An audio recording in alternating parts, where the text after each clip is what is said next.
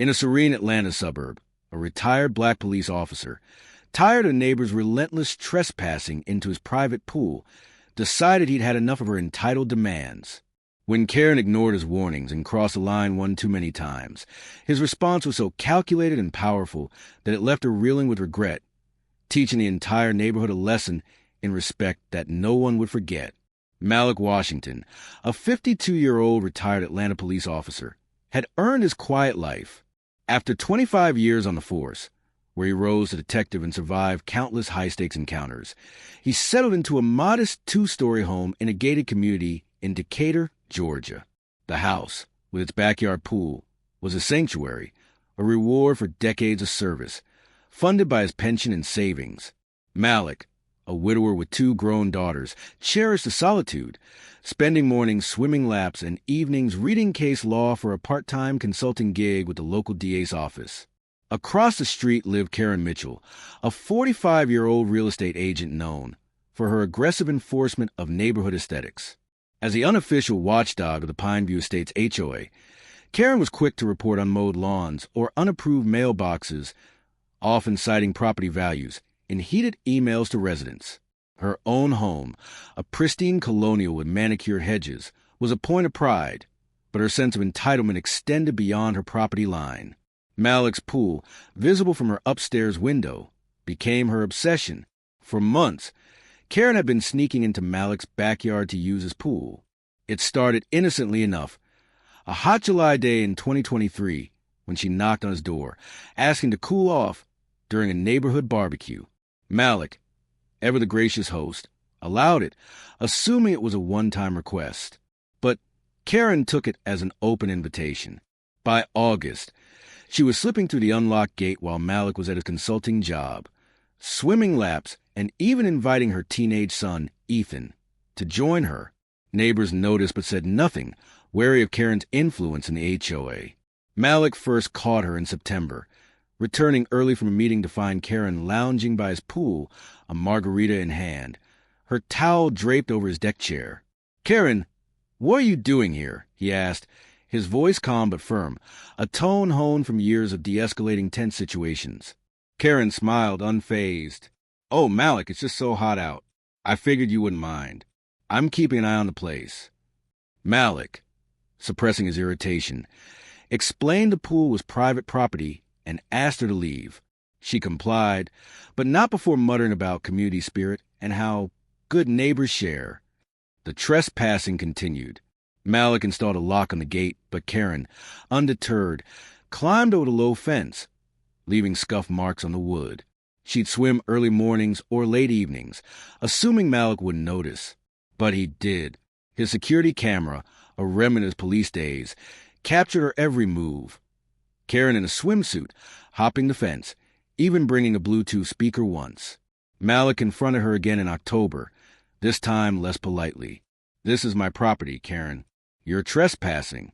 Stop, or I'll take action." Karen laughed, dismissing him. "Take action? What? You gonna arrest me?" "Lighten up, Malik. It's just a pool."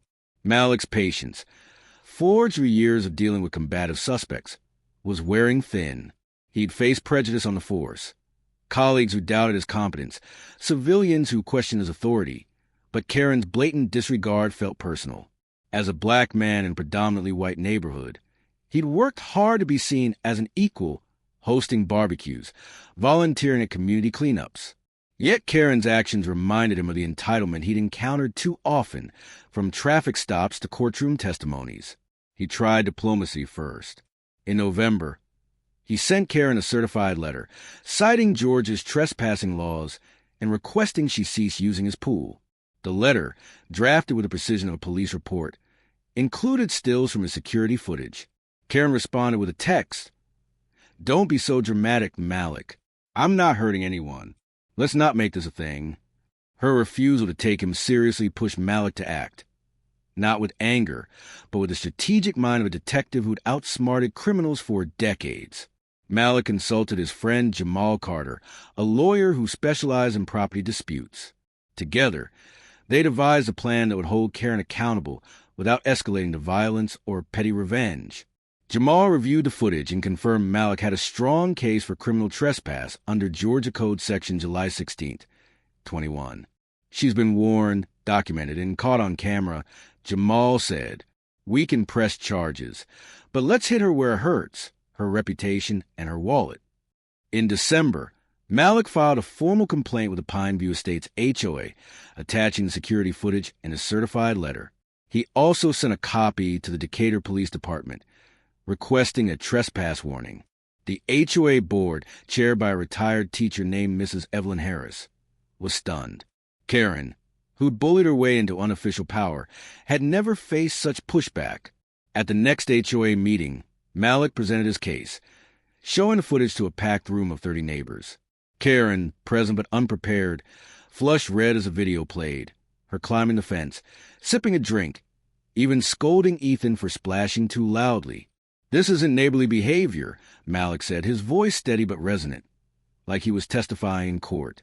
"I've asked her to stop multiple times. She's violated my privacy and my property.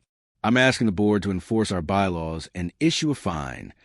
Mrs. Harris, a fair but no-nonsense woman, nodded.